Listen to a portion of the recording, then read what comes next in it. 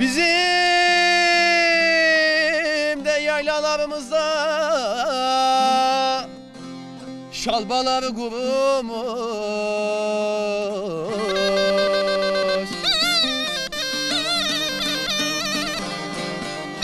Biz de yaylalardan göçeli de çok güzeller türümüş.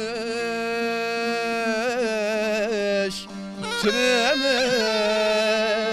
Hadi bakalım Hasan dayı, kalk bakalım be. Hadi bakalım be, Karakoyunlu olan tasvirleri görsün bakalım. Paşa dayı.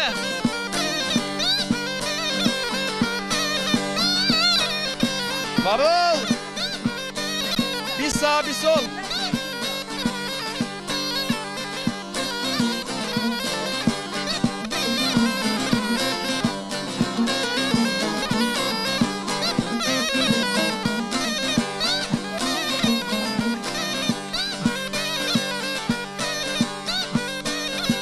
Oh!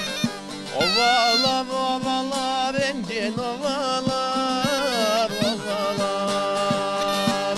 Ovada yayılır türlü mayalar, mayalar, mayalar. Dağdan gel yarim dağdan, gel geç bizim o yoldan. Sen aşıksın ben yangın, annen anlamasan da.